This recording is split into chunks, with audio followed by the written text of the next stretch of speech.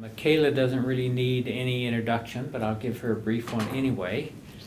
She's a wonderful colleague and good friend, and she's done work in a lot of areas. The area that I'm most interested in that she works in is in sociology of sport. And we frequently have comments about sports and the Jazz, and this year they weren't very fun. But anyway, she does work in occupation. She got a degree at Ohio State University. I think your undergraduate degree was English, right? That's true. So that's why she's a good writer and a sociologist. And one of the issues we deal with in sociology, which all of you do, is the transfer from course to course. Mikaela teaches a capstone course where she brings students in, and they're supposed to have had several prerequisites.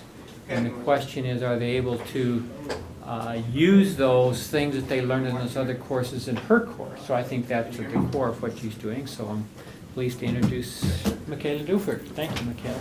Thanks. I am going to kind of wander this. I'm easily distracted. I'm wondering, do I need to be tested for something? Just let people come in that way. One of the things that I wasn't involved in this workshop or this conference last year, but one of the things that I was told was feedback from last year was that some people talked too much. So my goal today is not to be that person. So I want to take just a few minutes here at the beginning to lay out to you a few of the hooks that I find in the literature right now. We may even use the sociology capstone as an example or a little case study of what are some things that seem to be working well with these hooks or that we need to be working on more. And then to open it up for all of us for a more informal discussion about whether you agree with these points in the literature, what things you're interested in working on in this transfer in your own departments. And I'm going to be taking notes and stealing all of your good ideas because, as Steve points out, we have this issue in our own situation in our own department. And so we're very interested in making these connections work better as well. Sorry, but that is funny. One of the things that I found as I was trying to look more seriously at the literature about this, because we have some ideas about what we want to do, but you know, as is always true, somebody has studied this, was that a lot of the people who study this are business related. So how do you teach a course, how do you teach a new piece of knowledge, and then have that knowledge transfer to somebody's actual workspace? And as a sociologist, whenever something comes from the business school kind of side of things, my reaction is pass, not interested, that's not really our thing. So I had a little bit of resistance to some of the approaches to this. But I think there are a few key concepts that they may be dealing with that could be helpful to us in figuring out how to do this. So one thing that I found really interesting was this Venn diagram that they came up with. I'm an excellent artist, P.S., should that come out. So before we fill in what the circles are,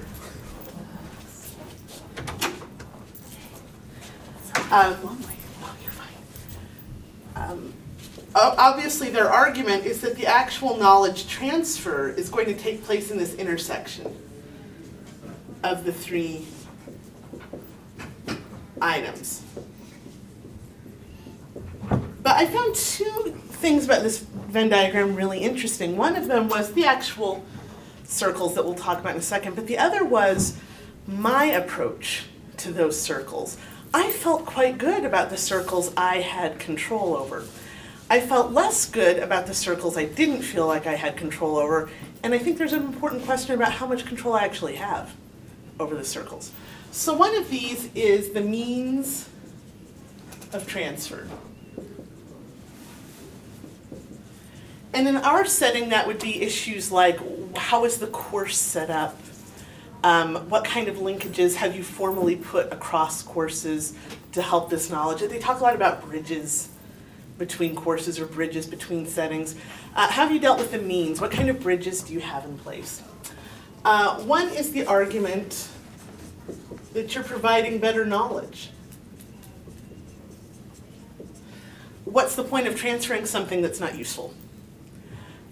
What's the point, to use a kind of unfortunate example, what would be the point of finding a better way, a better means of transferring food to people who are hungry if the food is moldy?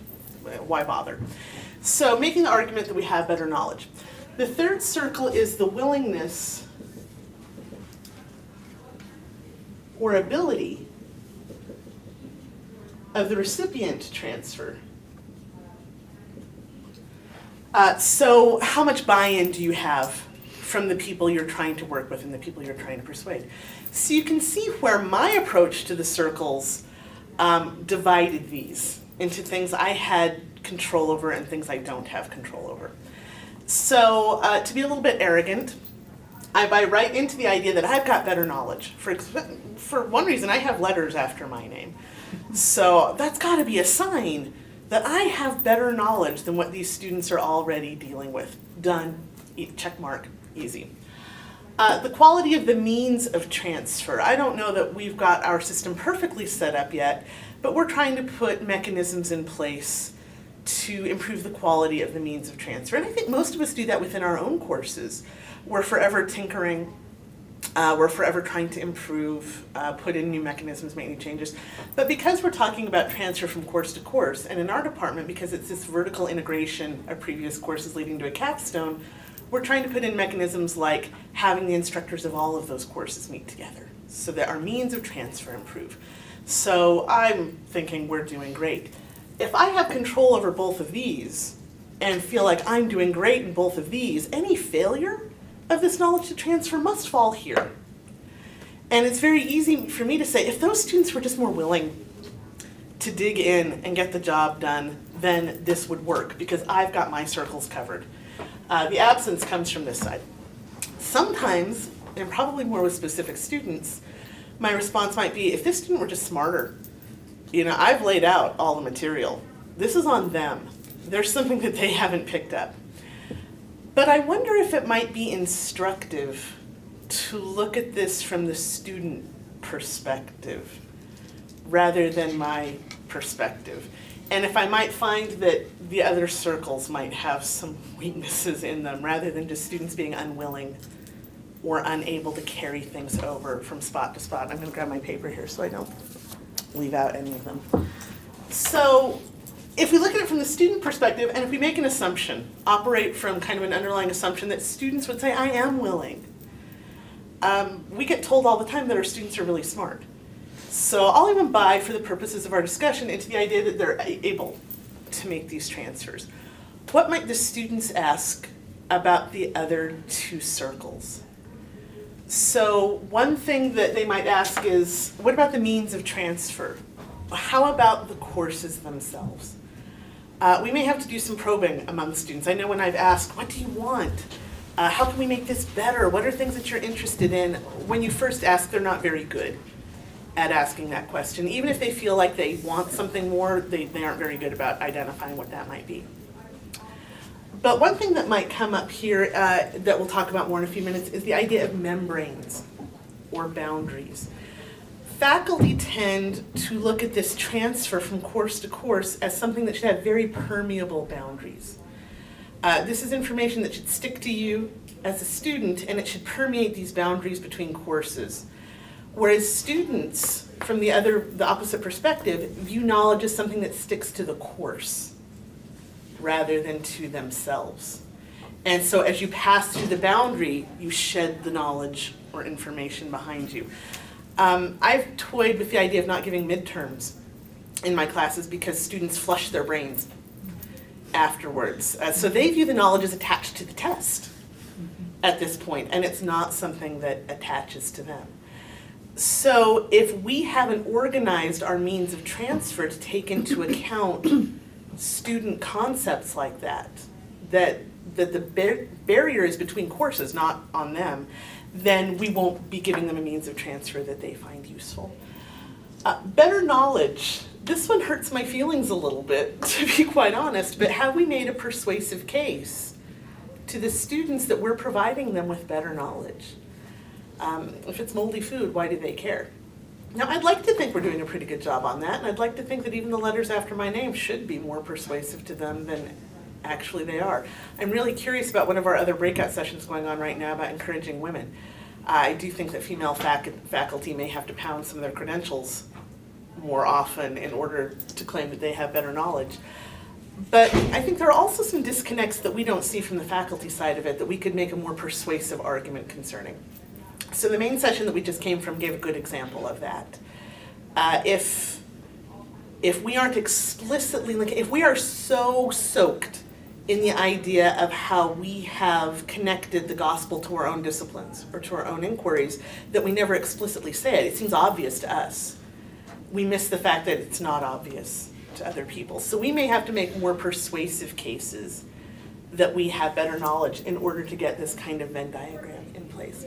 So to give you an example from our own capstone experience where we're trying to facilitate this knowledge transfer from course to course, one thing that I know that I have been guilty of is focusing on this circle and saying something like, you know who really performed well in this capstone class? You know who really collected knowledge along the way and then almost didn't even need me at the end? Those students who are going on to graduate programs in our discipline. See, they're the smartest. They're the most able to bring these transfers across. I wonder if they're the best at this because they have the most appropriate and clearest models. I can say with my mouth that all of the information we're trying to transfer to them has applications outside of academia. In fact, one of our purposes in putting together our capstone is to help our students feel like they're more competitive in the labor market. We got some feedback from graduates saying they might have taken another major, said they felt like they could have gotten jobs more easily. And so one of our points with our capstone was to help them feel like they could go out into the world and get jobs. But it's not like I bring people into my classroom who work outside of academia using these tools and skills that I'm trying to persuade them are important and that are better knowledge. And so maybe the students who go on to graduate programs get it better, transfer the knowledge better because they see me. And I'm most enthusiastic or most able to model for them what I am.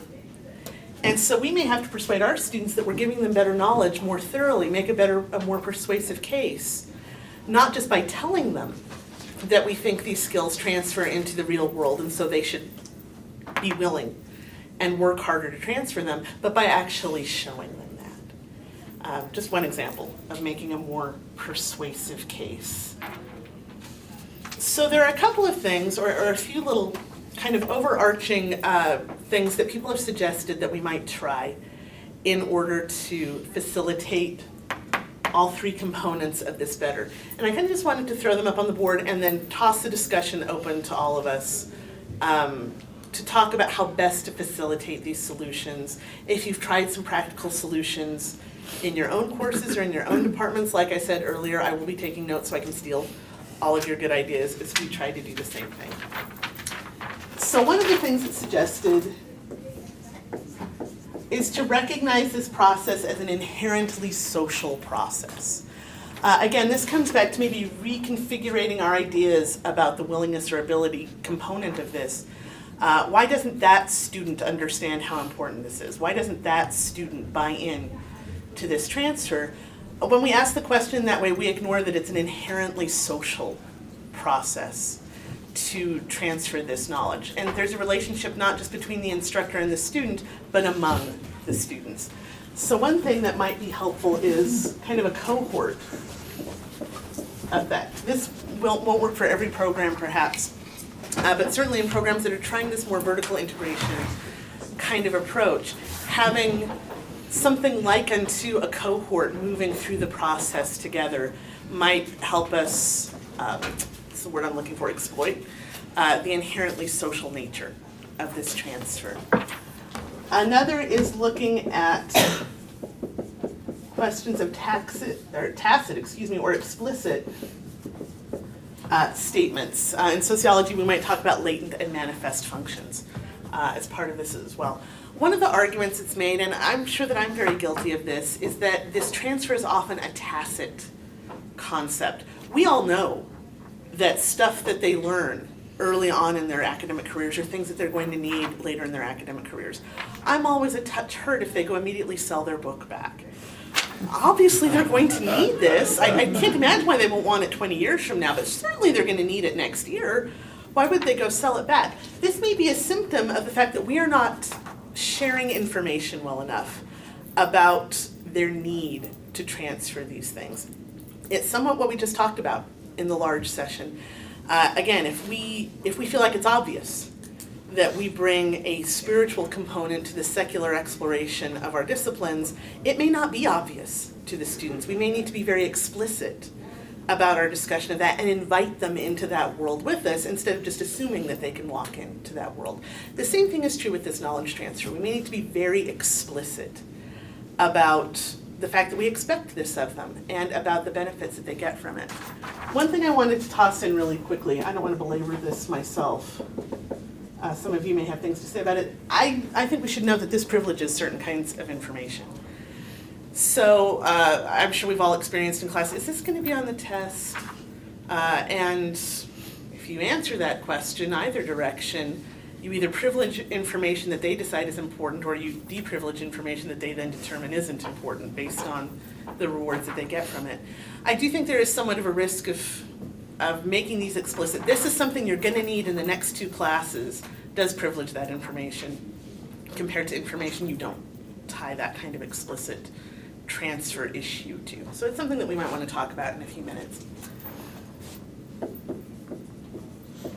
One thing that I find quite interesting is the discussion of a need to break down and reconstruct an underlying mental model for students.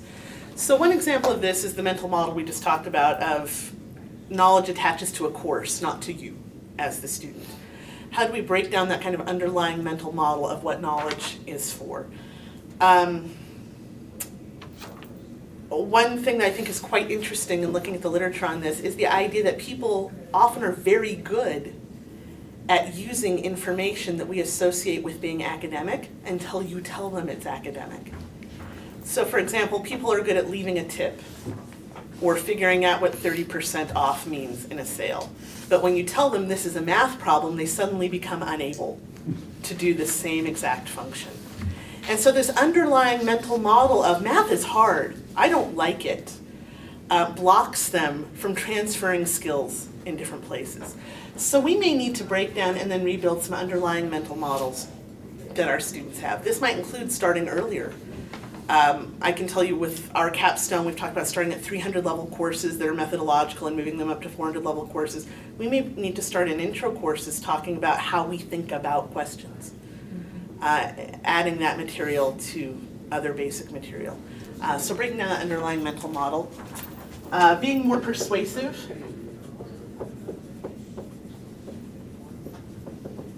About the 2 components that we talked about over here, making more persuasive arguments that we have better knowledge and that our means are good. That's true both for the knowledge and for the means. And so that may involve really having explicit and sometimes difficult discussions within our own departments. How are we going to integrate these courses? We can't really expect the students to transfer knowledge across if we don't talk to each other about what knowledge we want to have transfer across. It might also mean having some difficult discussions about the realities of what students actually do and what they actually remember. One thing that came up a lot in reviewing this was the 72-72 rule, which argued that people lose 72% of the information they're taught within 72 hours after hearing it. And that made me really sad. But if I can't figure out a way to become a billionaire by breaking the chains of the 72-72 rule, my colleagues and I should have a pretty serious conversation about what the 28% of information we can hope that students will carry over from course to course actually should be. And then finally, breaking down this membrane issue. One of the things that I find most frustrating when I deal with students in the capstone course is when they say, but I don't know how to do that. And my response is, I looked at your grades. You got an A in each of the previous courses leading up to this, and I know you did this material in the previous course. I know you know how to do this. And they'll say very explicitly, I don't know how to do that. Part of what they're expressing is fear.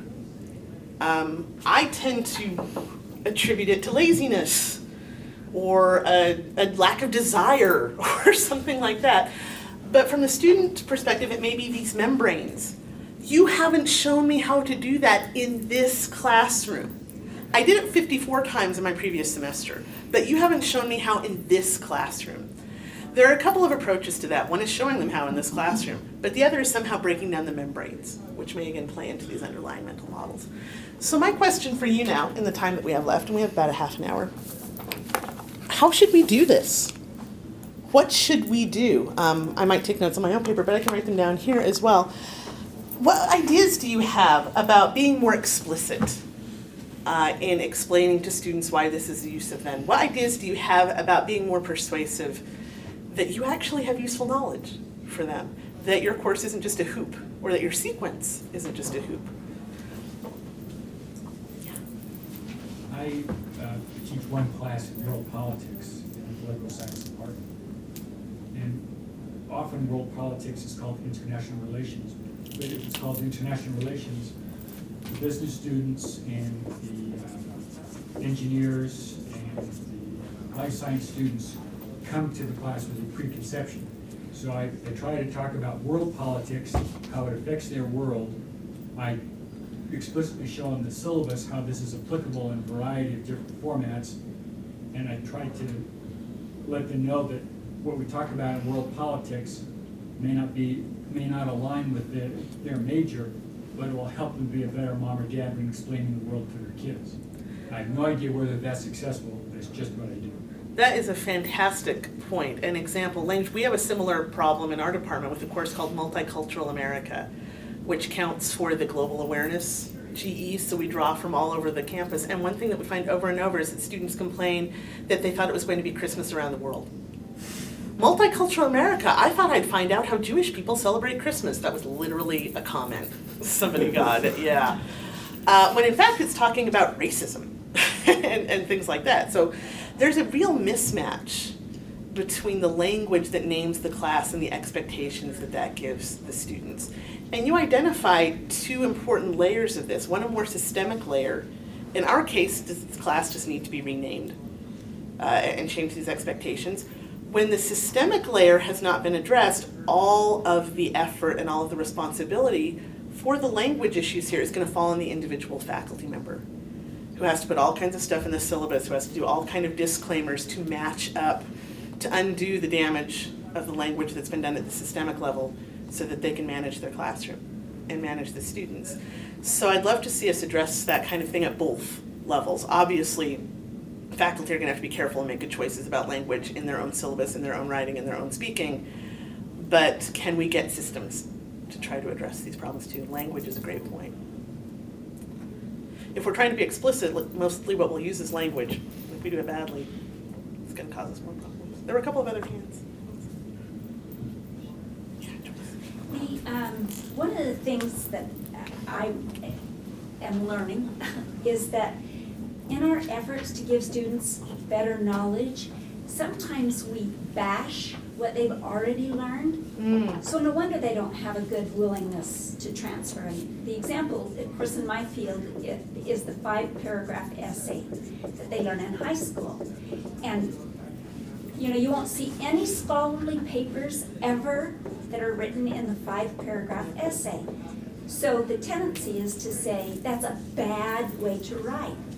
But it's a really good way to write for exams.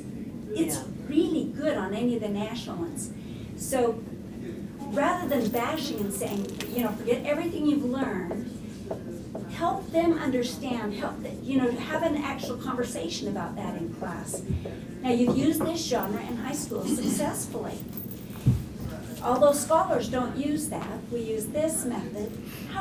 What is there about the 5-paragraph essay that does transfer? So we need to teach them how to transfer. It's an actual skill that we can model within our own disciplines. Yeah, the fact that it's a skill, one of the things that I read over and over was we treat this like it's an outcome, but it's actually a process. And so to acknowledge that rather than trying to measure it as an outcome, to view it as a mechanism instead.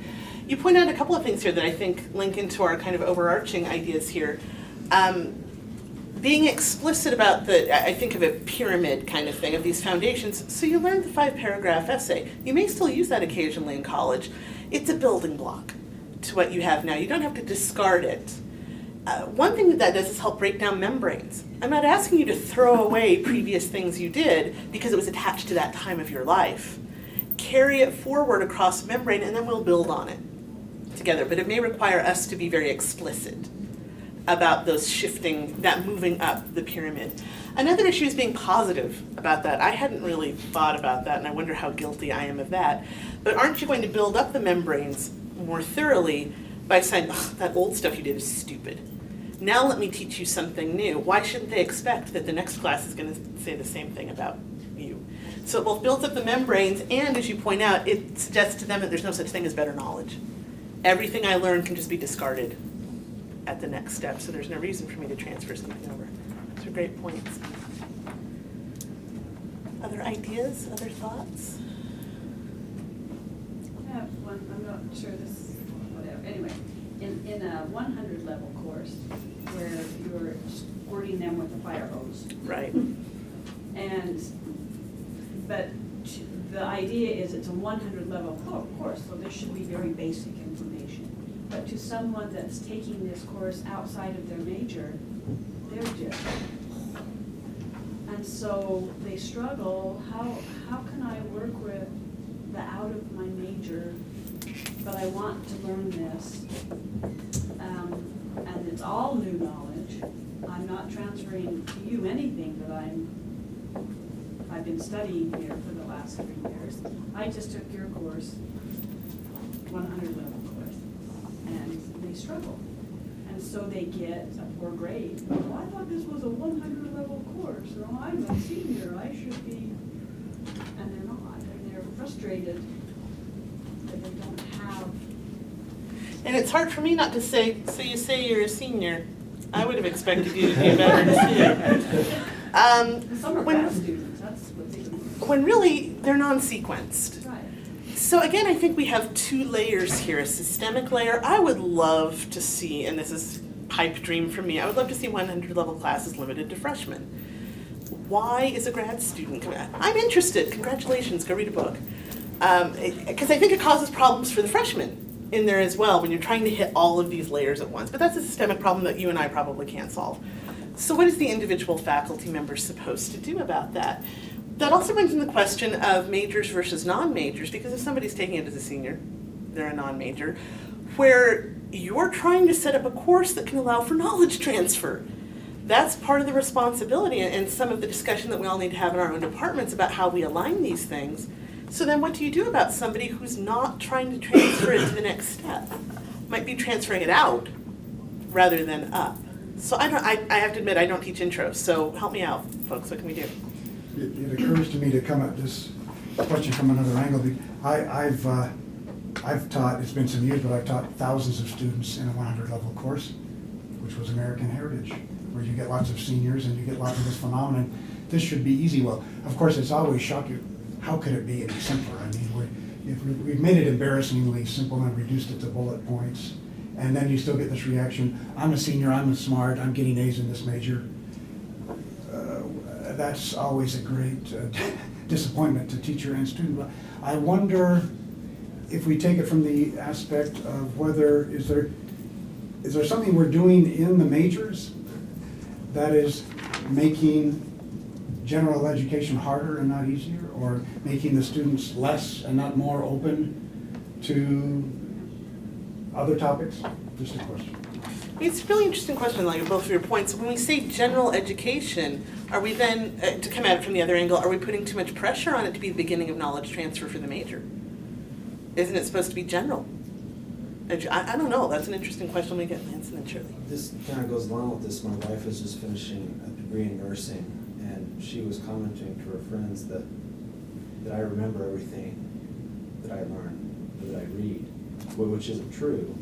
But as I was thinking about that, I thought, well, yeah, in a way I do. I probably remember more because I've gone through years and years of graduate school and more years after studying these things, so I've developed this really, well, I'll say fairly rich context for all this information, and so when I learn something new, I place it where I think it needs to go with what I already understand, and so that makes it really easy to understand, and they don't have, like, my wife and her friends, they don't have this, and I think it's true with our undergrads, and this is one thing I struggle with my students in this, I teach in this sequence. This Yeah. sequence you've been talking about.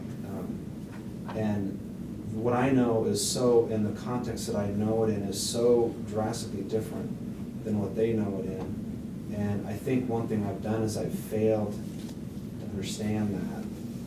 And so it isn't necessarily, well, except in a few cases, an unwillingness, but it's an inability to understand, because they don't have the context that I'm assuming, but I've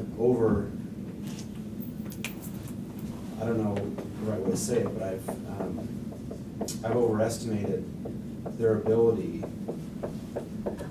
and this is no fault of theirs necessarily. Mm-hmm. I think that brings up a really interesting idea of the joins. They talk about bridges a lot, to the point where they've said we need to stop talking about bridges. So I kind of think of it as the join spots, and how those may need a lot more WD-40 or sandpapering or something, and those are kind of the squeaky points. And one of the squeaky points you're identifying is this assumption of context that we bring to it. And so we then attribute failure at that point to this lack of willingness or lack of ability, when in fact we've made faulty assumptions underlying the system. I don't know that I think that our student evaluations are all that helpful in trying to change our assumptions. We don't ask them for the right kind of information to change that. So what are some ways we can better identify accurate assumptions? When they're not very primed to respond, I mean, they're emotional. I mean, right?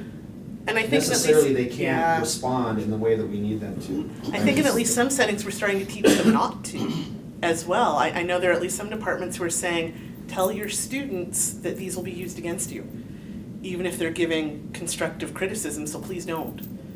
So that's not it. So what are some other ways we could find those false assumptions and then change them? Shirley had a point, and then we'll go around. Well, I was just thinking that there's an inherent problem in the way we're now involved in education. And I think because I teach foundation course in our area, and the course doesn't work if I have over 40 students in there, 45 max. And that's because when they come in at the foundation level, they really have to get the big picture of what it is they're about to embark on. And so it's important to me to know, why are you here, each one of them? What is it you expect, so that I can sort of gauge in my head what I need to be prepared to do. And then helping them understand the basic foundation knowledge, big piece knowledge bricks, and the values and the skills, which they'll learn over a 4-year period or a 2-year period. And then engage with them about, so what does that mean to you? What will you need to carry with you as you go through this program? How will you apply this? It's a so what? Can you get a job doing this? So that they get this big picture, and then they can put the pieces in as they move through, and it makes more sense to them. One of the things that I hear you saying in this whole discussion is that there are two very explicit discussions we need to be having more. One is with our students. So this persuasion of them that we have better knowledge, what will that mean to them? What do we expect from them because of that, and so forth. The one about the means is with each other, with our colleagues. Mm-hmm.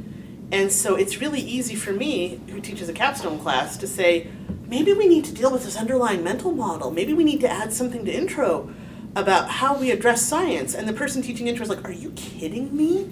Do you understand that this non-major is going to just slam me, and I'm going to have to deal with these emails from these 30 exercise science majors, trying to pick somebody not in the college, who are going to complain about their grade? Are you kidding me? So we need to have a more explicit discussion with our colleagues about what our goals are.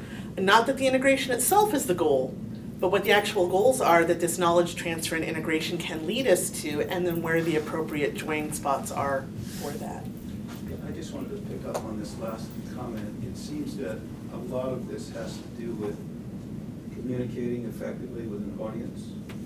And to do that, we need to know our audience. Mm-hmm. And we tend to be very focused on your top circle, the knowledge of the material.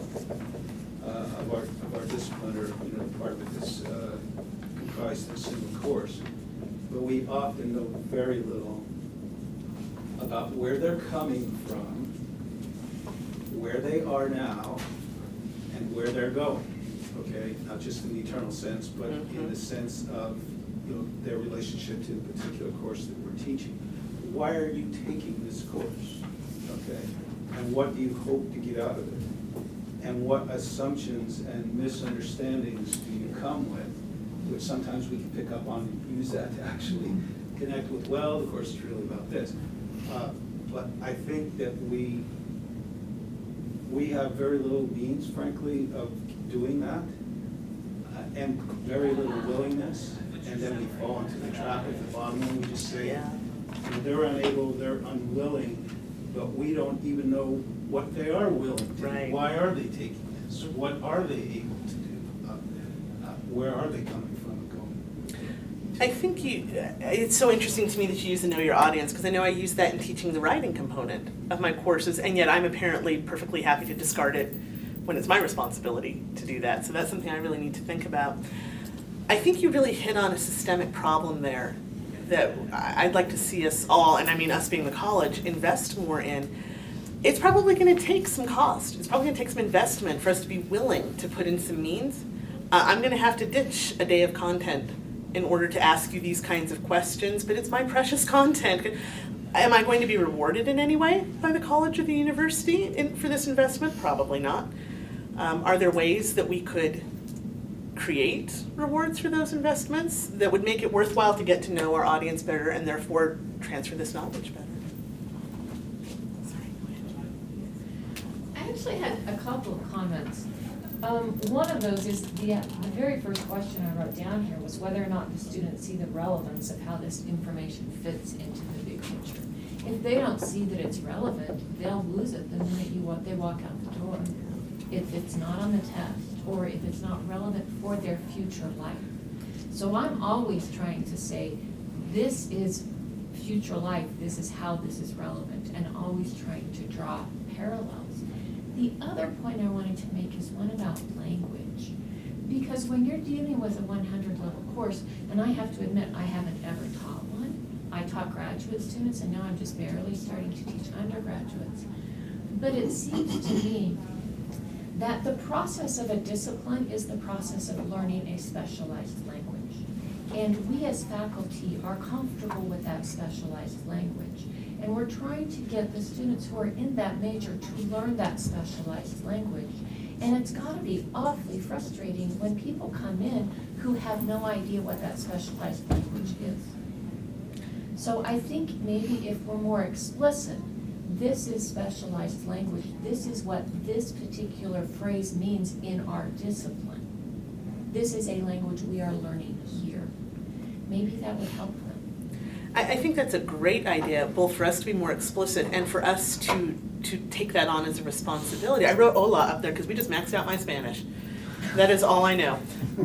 And so if I go in to take a Spanish course, at the very least I'm going to need someone to say, everyone else might be a little ahead of you, here's a book, here's something to help me translate into this world. Maybe even And- a dictionary. And a Spanish class's responsibility is to teach me Spanish anyway.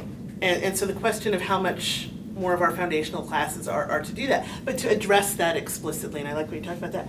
The relevance question is so interesting to me, and the way it links into the last comment about knowing your audience, in that I feel like I do this.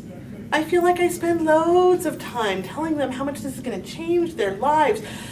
What if you are on a school board someday? What if I may not be tapping into what they actually care about. I feel like I've thought of all these ways it's relevant, and they don't care. And so knowing the audience and then tying that into how to make it relevant is important. Kevin had his hand up, and then we come around to other comments we have. Well, I was going to go on the relevance thing. I had this epiphany one day where it dawned on me, 10 years of higher education, I don't know, 90% of it, I could not remember the classes or the content or anything. And I was like, what do I do with that? And I have no idea. Other than fact, there's hoops that have to be jumped, but I also know that there's a lot of the classes that and this doesn't do much for the ego, that I may teach that may have little or no relevance to them once they get out of this course. That I can talk to them about future school boards and all that kind of stuff, but to them, where they're at right then, right there, it has no relevance, which kind of gets back to the membrane thing, that we're not, every class we teach, every lecture we give is most likely not going to change the world for them. Yeah, I love this idea of matching up, knowing your audience and knowing the delivery system, by which I mean us. Right. And so to what extent are we different or the same? So you said that epiphany where you realized you were them. We are seeing the enemy and it is us. I don't remember anything from my 111 class either. Why would I expect them to do the same? I think knowing that, I also think maybe I'm wrong. Maybe this is really arrogant of me. That anybody who's in this room has chosen academia as a life. And we may have, I don't know, a talent, if you want to put it that way, where transfer came a little more naturally. It doesn't mean we didn't have to learn the skill. It doesn't mean we have to continue to improve it. But just like some people are built to be gymnasts and some people are built to be swimmers. Some people may be built to learn more easily with their hands and some people more easily with reading. You know, these differences that we bring to the classroom. If to some extent we're a little bit different than many, not all of our students, in that some of this flowed a little better for us and we just expect them to be the same when they're not. So knowing our audience, knowing our delivering system, and then understanding how they're the same or how they're different from each other seems really crucial. You kind of took off on what I was thinking, that a lot of students are gaming their way into higher education now, and so you've got someone here, and I teach writing and psychology mostly, so the one big goal is just to teach them how to do an APA approved paper, one that's structured in that way, and I think that's very practical, but a lot of them, I have to be a little bit pragmatic. They don't have the desire, and so what I'm often catch myself trying to do is instill within them a desire, and I've been a former YSA ward bishop, and I found myself trying to instill desire a lot in that particular call, and I pretty much come to a little bit of a pragmatic conclusion that maybe you can tip the balance with 1 or 2%, but you can't motivate people really unless they're kind of already motivated. And that's the one big difference. All of what we're talking about here is post-desire strategies. Take someone who's motivated, and all of these work really well. But take someone who's got it ingrained with them, but all they really need to do is graduate, and that's the goal. And to get an A, that's the goal too. And it's very difficult to sort of figure out how to help them. You're talking about two really interesting join places here. So one is this join between desire and relevance. And so how do those work together? I'm trying to create relevance for you. Sometimes you have to create desire, and then you can create relevance. But if desire is something that has to be internal rather than external, is that a waste of time versus sinking our time here? That's something we may really have to think about. The other kind of join, I'm trying to remember what the last sentence you said was. Well, this is why I kind of assume the bell curve for every class. There are going to be 5 or 10% who do horrible papers. I mean, not even up to high school level, even after my best efforts. And I try to spend a lot of time one-on-one consultation saying, if you follow A, B, and C, you'll have a great paper. But it just goes in one and you're out the other. Then the other 5 to 10% do fantastic papers. And I think to myself, what did I do to actually get them to write a fantastic paper? Probably They didn't much. need me. Yeah. They were born to be gymnasts. Right. It brings up a really interesting question again with the individual faculty member versus the system as well, where there's a question of where should you put your investment? Is it possible to give 110% investment in every student, including the ones who don't have desire at all and the ones who don't need you that much? Should you then be shooting at the middle? We don't get a lot of guidance of that from the systems that we're in. Kind of evolved to where I teach mostly to the center of the class, in other words, the sweet spot of the bell curve. but I really reserve my heroic efforts, you know, the extra half an hour of consultation for someone that I believe's in the right-hand side of the bell curve. Really, I promise I'll come right to you. A really interesting question, if we're worried about the investment that we'll take to discover our audience, do you have to think about that bell curve and what part of the audience? The audience is not a monolith. Not all students are the same. And so if there are some investment costs to sink into this, knowing your audience, should you choose wisely first for a first part of the audience? I think it's inevitable and good that we teach to different swaths. Different faculty, teach to different swaths of the class. It's, I might have tried to change over the years, but I can't, so I accept that I teach. I'm still trying to figure stuff out, and I'm inevitably talking to the cream of the class who's interested in me trying to figure stuff out. But then I have to try to, those of you who couldn't follow this, here are 3 bullet points that you can take away from, even if you didn't follow that dialectical discussion. So I have to do a lot of reassuring. If you didn't follow that, it's okay. Here's what you can take to the bank. And I think there's something, I don't want to know if I want to say noble, you're all very noble for being here today, of doing the best we can, learning these things, picking strategies, maxing out, and then going, if somebody chose not to come to the trough, I did provide all of this, and I guess that's our side of this. You had another comment. A couple of comments. I realized you were just saying, some of this does have to do with our own, philosophy of teaching and learning. I see myself as not necessarily having better knowledge. I see myself as a student and inviting them to join me in trying to figure out things I don't know the answer to.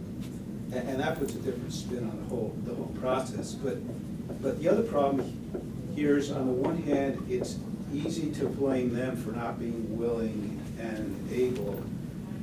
But and that doesn't seem to be lead to solutions. But there's a certain need to accept, so that we're not blaming ourselves in ways that aren't productive either, because I think I did this great job sometimes, and all the comments in class and everything's going so well, and the student ratings are all great and everything, and then I get papers. And I don't know whether to shoot them or shoot myself. But it's a sad day, and I blame it on myself. Now, there's a role for taking responsibility for what could I have done differently or better, but then there's the agency in this, which again I think comes back to understanding where they're coming from, who they are, and accepting that while what we're talking about is relevant and important, that knowledge be transferred, but accepting that very precious little of it is going to be. And the important things that we're teaching are the things that not just transfer from one class to another, but the things that they will have 5 or 10 years from now. And I've actually asked them that at the end of the semester. What will stay with you 5 or 10 years from now? Which is, I've got to be crazy to ask a question like that. But, we have to be aware that it doesn't set this stuff that's almost, It's stuff you wouldn't expect. hard to measure. It wasn't so your goal. And I think that's my capping thing. I need to release you to lunch. So maybe that's one capping message to take away. What should we be measuring? We get a lot of emphasis on measuring outcomes, including pressure from the universities to write down a learning outcome, things like that. But one thing to take away from this discussion that we've had, I hope, is that the actual knowledge transfer that we've been discussing is not an outcome. It's a process. Should I shoot them or should I shoot myself? I'm measuring the outcome when I ask that question, when instead I can say, well, what could I try differently with the process? And then the outcome helps me understand the usefulness of the process. Well, I'm going to actually take a picture of this because I think we can apply it in our department, so thank you. Thank you, You're great Mikaela. ideas. Appreciate it.